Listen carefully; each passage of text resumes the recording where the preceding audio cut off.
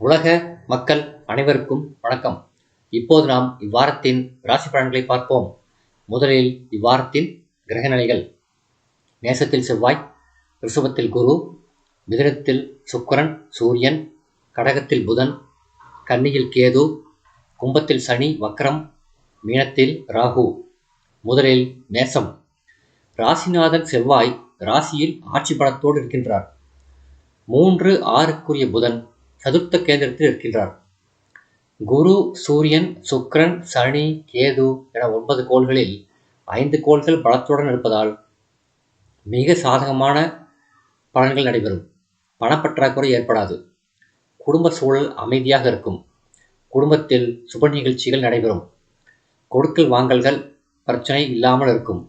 நீங்கள் கொடுக்க வேண்டிய கடனை அடைக்கும் வாய்ப்பு ஏற்படும். உங்களுக்கு தர வேண்டிய கடன்களும் எளிதில் வசூலாகிவிடும். செய்யும் முயற்சிகள் பலனளிக்கும். வழக்குகள் சாதகமாக முடியும். விரயஸ்தானத்தில் ராகு இருப்பதாலும் ராசியில் உஷ்ண வீரிய கிரகமான செவ்வாய் இருப்பதாலும் செயல்களில் அதிவேகமும் கவனமின்மையும் இருக்கலாம். அலைச்சலும் ஏற்படலாம். வீண் செலவுகளும் ஏற்படலாம். எனவே கவனம் தேவை. சனி வக்ரம் பெறுவதால் தொழிலில் சிறிய இடையூறுகள் ஏற்படலாம். வேலை செய்யும் இடத்தில் சிறிய பிரச்சனைகள் ஏற்படலாம்.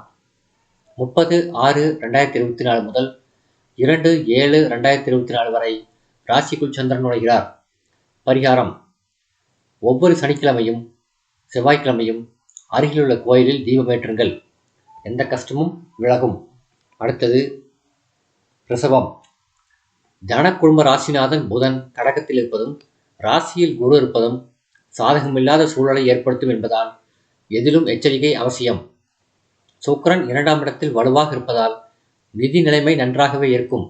சுக்கிரன் புதன் இரண்டும் சாதகமான நிலையில் இருப்பதால் கலைஞர்களுக்கும் பத்திரிகை தொழில்நுட்பம் மற்றும் ஐடி வேலையில் இருப்பவர்களுக்கும் முன்னேற்றமும் ஆதாயமும் உண்டு. நல்ல வாய்ப்புகள் கிடைக்கும். பயன்படுத்திக் கொள்ளுங்கள். 10ஆம் இடத்தில் சனி ஆட்சியில் அமர்ந்திருக்கிறார். வேலை சுமை அதிகரிக்கும். அதே நேரம் உங்களுக்கு உரிய பலாபலன்கள் கிடைத்துவிடும்.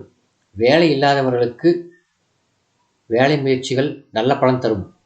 பிடித்து வேலையை செய்யும் வாய்ப்புகள் ஏற்படும்.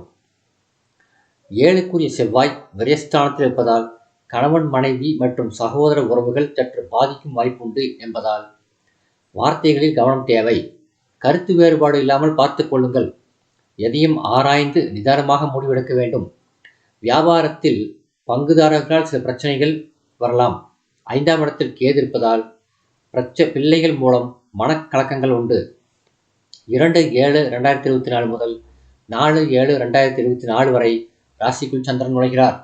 பரிகாரம்: பிரதோஷம் அன்று சிவாலயம் சென்று சிவன் மற்றும் நந்தி அபிஷேகம் தரிசியுங்கள். நல்லதே நடக்கும். அடுத்தது மிதுனம். ராசிநாதன் புதன் 2ஆம் இடத்தில் பிரவேசிக்கிறார். ராசியில் சூரியனும் சுக்கிரனும் அமர்ந்திருக்கிறார்கள். நிதி நிலைமை நன்றாக இருக்கும். குடும்பத்தில் சுப நிகழ்ச்சிகள் நடக்கும். சுபகாரிய முயற்சிகள் நீங்கள் விரும்பியபடி முடிவுக்கு வரும்.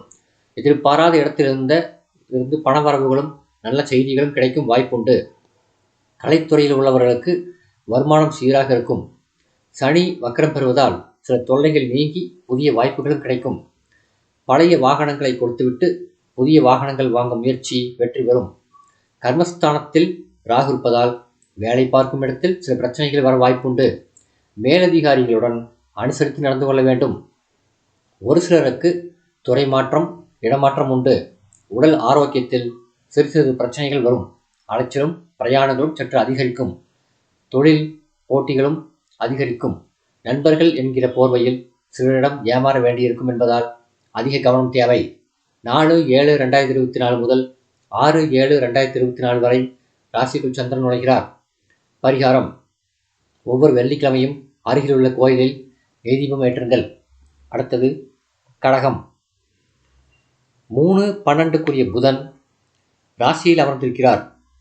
செவ்வாய் 4ஆம் பார்வையாக புதனை பார்க்கிறார்.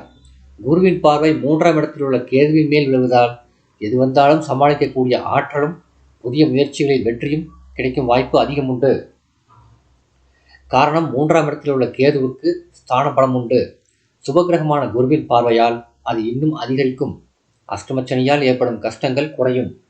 சுக்கிரனும் சுபபலத்தோடு இருப்பதால் வருமானம் திருப்திகரமாக இருக்கும். போட்டித் தேர்வுகளில் வெற்றி பெறுவீர்கள். 9ஆம் இடத்தில் ராகு இருப்பதால் தந்தையோடு பிணக்குகள் வரலாம். அபிப்பிராய பேதங்கள் இல்லாமல் பார்த்து கொள்ள வேண்டும். 8ஆம் இடத்தில் சனி வக்கரகதியில் இருப்பதால் முயற்சிகளில் சுணக்கம் இருக்கும். விரயஸ்தானத்தில் சூரியன் இருப்பதால் தேவையில்லாத உணவுகளை சாப்பிட்டு வயிற்றை கெடுத்துக் கொள்ள வேண்டாம். நன்றாக ஓய்வு எடுக்க வேண்டும். தூக்கம் தடைபடும். பரிகாரம்: அஷ்டமச்சனி என்பதால் சனிக்கிழமை நல்லெண்ணெய் தீபம் ஏற்றுங்கள். சனிக்கிழமை அனுமன் கோயிலுக்கு தவறாமல் செல்லுங்கள். அடுத்தது சிம்மம்.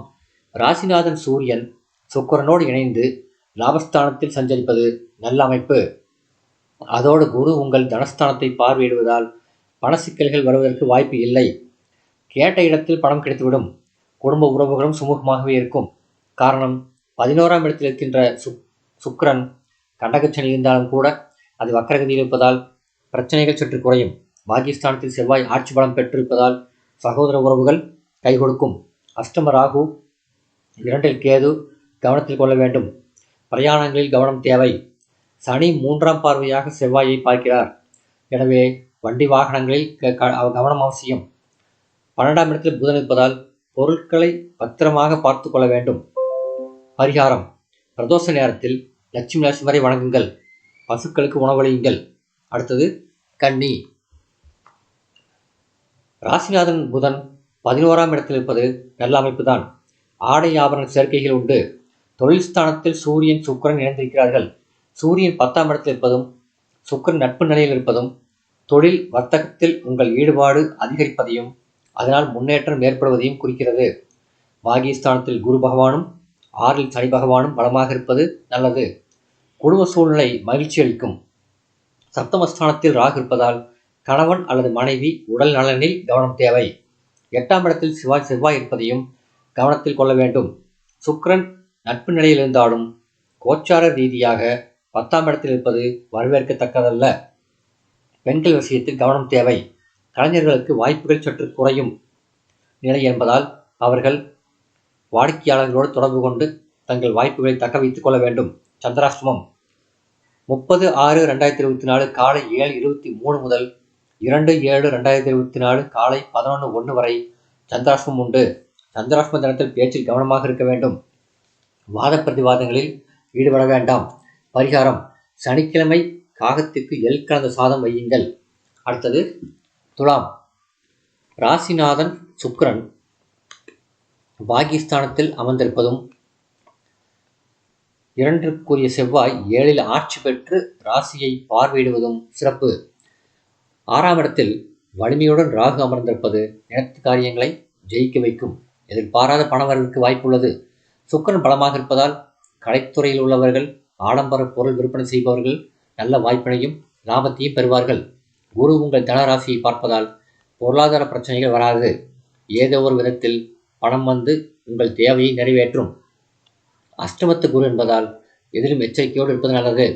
அதிகமான பணவரவு இருந்தாலும் செலவு அதிகமாக இருக்கும். குழந்தைகளின் உடல் நலனில் கவனமாக இருக்க வேண்டும். பொருட்களை பாதுகாப்பாக வைத்திருக்க வேண்டும். சிலருக்கு இடமாற்றமும் வீடு மாற்றமும் உண்டு. அலுவலகத்தில் கடுமையான பிரச்சனையை சந்திக்க நேரலாம். மேலதிகாரிகளோடு அனுசரித்து நடந்து கொள்ள வேண்டும். சந்திராஷ்டமம் 2/7/2024 காலை 11:02 முதல் 4/7/2024 பிற்பகல் 3:45 வரை சந்திராஷ்டமம் உண்டு. சந்திராஷ்டம தினத்தில் பேச்சில் கவனமாக இருக்க வேண்டும். வாத பிரதிவாதங்களில் ஈடுபட வேண்டாம். பரிகாரம்: ஒவ்வொரு வெள்ளிக்கிழமையும் மாலை மகாலட்சுமிக்கு தீபமேற்றி வழிபாடு செய்வது நல்லது. அடுத்தது விருச்சிகம். ராசிநாதன் செவ்வாய் 6இல் நிலை கொண்டிருந்தாலும் குரு உங்கள் ராசியை பார்வையிடுவது சிறப்பானது. புதன் அஷ்டமத்திலிருந்து விலகி பாகிஸ்தானத்தில் இருப்பதால் மகிழ்ச்சியும் ஆடை ஆபரண சேர்க்கையும் உண்டு. பணவசதி நன்றாகவே இருக்கும். செலவுகள் கட்டுக்கடங்கியே இருக்கும். நிச்சயதார்த்தம், திருமணம் போன்ற சுபகாரியங்களுக்கான வாய்ப்பு அதிகம். கல்யாணமாகி குழந்தை பிறப்புக்காக காத்திருப்பவர்களுக்கு கிரகநிலைகள் சாதகமாக இருக்கின்றன. சுக்கிரன் அனுகூலமாக இருப்பதால் கலைஞர்களுக்கு வாய்ப்புகளும் வருமானங்களும் கூடும். 4ஆம் இடத்து சனியின் நிலையினால் சில இடர்பாடுகள் இருக்கவே செய்யும். அதை மற்ற கிரக நிலைகளினால் கடந்துவிடலாம். 8ஆம் இடத்தில் சூரியன் இருப்பதால் ஆரோக்கியத்தில் கவனமாக இருக்க வேண்டும். வெளியூர் பயணங்களில் எச்சரிக்கை தேவை. பொருட்களை பத்திரமாக பார்த்து கொள்ள வேண்டும். வாகனங்களை ஓட்டும் போது கவனத்தை சிதறவிட வேண்டாம். சந்திராஷ்டமம் 4/7/2024 பிற்பகல் 3:46 முதல் 6/7/2024 இரவு 10:21 வரை சந்திராஷ்டமம் உண்டு. அடுத்தது தனுசு. இதுவரை 7ஆம் இடத்தில் இருந்த கலத்திரஸ்தானாதிபதி மற்றும் தொழில்காரகன் புதன் அஷ்டமத்தில் இருக்கிறார். உபயராசியான தனுசு ராசிக்கு புதன் மறைந்திருப்பது அனுகூலமான பலனை செய்யவே செய்யும். சனி 3ஆம் இடத்தில் நிலை கொண்டுள்ளதால் எத்தனை துன்பங்கள் வந்தாலும் நிதானமான அணுகுமுறையால் சமாளித்து விடலாம். அலுவலகத்தில் மேலதிகாரிகளின் பாராட்டு கிடைக்கும். பணிகளில் உங்கள் திறமை பளிச்சிடும். வெளிநாட்டு யோகம் உண்டு. வெளிநாட்டு வேலை தேடுபவர்களுக்கு இப்பொழுது நல்ல காலம். அதற்கான கிரக நிலைகள் இருக்கின்றன. 4ஆம் இடத்தில் ராகு இருப்பதால் தாயாரின் உடல் நிலையில் கவனம் தேவை. தொழில் போட்டிகள் அதிகமாக இருக்கும். அதிகமாக உழைக்க வேண்டியிருக்கும். உடல் நலம் அவ்வப்பொழுது பாதிக்கும். குரு 6ஆம் இடத்தில் இருப்பதால் காரிய தடை உண்டு. சொத்து பிரச்சனைகள் மறுபடியும் தலை தூக்கலாம். குடும்ப உறவுகளில் உரசல்களை குறைத்துக் கொள்ள வேண்டும். பேச்சுக்களை குறைத்துக் கொள்வதன் மூலமாகவும் உடனடியாக பதில் பேசாமல் இருப்பதன் மூலமாகவும் குடும்பத்தை சுமூகமாக கொண்டு செல்ல முடியும். பரிகாரம்: வியாழக்கிழமை அருகிலுள்ள ராகவேந்திர ஆலயத்துக்கு சென்று வழிபடுங்கள். அடுத்தது மகரம். 5ஆம் இடத்தில் குரு நிலை கொண்டுள்ளார். 6க்குரிய புதன் 7ஆம் இடத்திலிருந்து ராசியை பார்ப்பது சிறப்பு. அவர் பாக்யாதிபதியும் அல்லவா. சூரியன் 6ஆம் இடத்தில் நிலை கொண்டிருப்பதால் அரசாங்க ஆதரவு உண்டு. போட்டித் தேர்வுகளில் வெற்றியும் கிடைக்கும். நல்ல வேலை கிடைக்கும் வாய்ப்பு அதிகம். ராகு 3ஆம் இடத்தில் உங்களுக்கு ஆதரவாக சஞ்சரிப்பதால் எண்ணங்கள் பூர்த்தியாகும். வருமானம் குறைவில்லாமல் இருக்கும். ஆரோக்கியத்தில் முன்னேற்றம் ஏற்படும். புகழ்பெற்ற திருத்தலங்களை தரிசிக்கும் வாய்ப்புண்டு. திருமணமான பெண்கள் கருத்தரிக்கும் வாய்ப்பு அதிகம். குடும்ப சூழ்நிலை அமைதியாக இருக்கும். குழந்தைகளின் கல்வி முன்னேற்றம் அளிக்கும். சுக்கிரன் பலம் குறைந்திருப்பதால் நீங்கள் விரும்பிய பொருள்கள் வாங்குவதில் சிக்கல்கள் உண்டு. கலைத்துறையினர் வாய்ப்புக்காக காத்திருக்க வேண்டியிருக்கும். கடைசி நேரத்தில் வாய்ப்புகள் கைமாறும். உஷ்ண கிரகமான செவ்வாய் சுகஸ்தானத்தில் பலமாக இருப்பதால் இரத்த அழுத்தம், சர்க்கரை முதலிய நோய்களில் அதிக கவனம் எடுத்துக்கொள்ள வேண்டும். பரிகாரம்: பிரதோஷ காலத்தில் அருகிலுள்ள சிவன் கோயிலுக்கு சென்று வழிபடுங்கள். அபிஷேகத்துக்கு தேவையான பொருள்களை இயன்றளவு அழியுங்கள். அடுத்தது கும்பம். ராசியில் ராசிநாதன் சனி வக்ரம் பெற்றிருக்கிறார். சுகஸ்தானத்தில் குரு அமர்ந்து விரயஸ்தானத்தை பார்வையிடுகின்றார். 3ஆம் இடத்தில் செவ்வாய் ஆட்சி பெற்றிருப்பது சிறப்பு.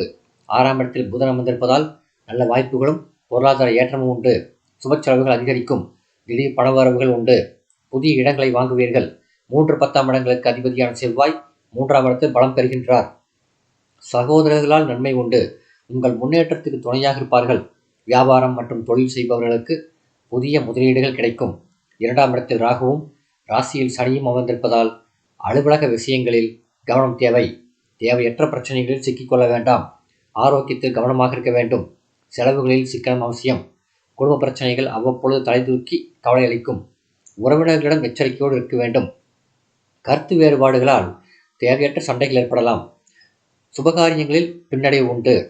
பரிகாரம்: அருகே உள்ள நவகிரக சன்னதிக்கு சென்று தீபத்தில் சிறிது நல்லெண்ணெய் சேர்த்து 9 முறை வலம் வாருங்கள். நன்மையே நடக்கும். அடுத்ததாக மீனம். ராசிநாதன் குரு 3ஆம் இடத்தில் இருப்பதும் தன குடும்பஸ்தானத்தில் செவ்வாய் ஆட்சி பெற்றிருப்பதும் சிறப்பு. வருமானம் தேவையான அளவுக்கு இருக்கும். சுக்கிரன் சாதகமாக இருப்பதால் கலைத்துறையில் உள்ளவர்களுக்கு வாய்ப்பும் வருமானமும் அதிகரிக்கும். சகோதர உறவுகள் கை கொடுக்கும். குரு 3ஆம் இடத்திலிருந்து உங்கள் லாபராசியையும் பாக்கியஸ்தானத்தையும் பார்வையிடுவது ஆறுதல் தரக்கூடியது. சனி வக்கரம் பெறுவதால் சனியால் ஏற்பட்ட 7 சனி துன்பங்களில் சிறிய ஆறுதல் ஏற்படும். பல கிரக நிலைகள் எதிர்நிலையில் இருப்பதால் எந்த செயலை செய்தாலும் முழு ஈடுபாட்டுடன் செய்ய இயலாது. வேலைகளில் திருப்தி இருக்காது. மற்றவர்களையும் திருப்தி செய்ய முடியாது. 2ஆம் இடத்தில் செவ்வாய் ஆட்சி பலத்தோடு அமர்ந்திருப்பதால் நாக்கை கட்டுப்படுத்த வேண்டும். மிக எளிதாக உணர்ச்சி வசப்பட்டு வார்த்தைகளை கொட்டிவிட்டு வருத்தப்படுவதில் எந்த பயனும் இல்லை. ராசியில் ராகு இருப்பதால் அவ்வப்பொழுது உடல் நல பிரச்சனைகள் தலைதூக்கும். மனம் கற்பனையான எண்ணங்களால் அழல்படும். கவனம் தேவை. பரிகாரம்: ராசியில் ராகு இருப்பதால் ஞாயிற்றுக்கிழமை அல்லது நாகப்பிரதிஷ்டை உள்ள ஆலயத்துக்கு சென்று வணங்கி வாருங்கள். இந்த வீடியோ உங்களுக்கு பிடிச்சிருந்தா லைக் பண்ணுங்க, ஷேர் பண்ணுங்க, சப்ஸ்கிரைப் பண்ணுங்க. நன்றி.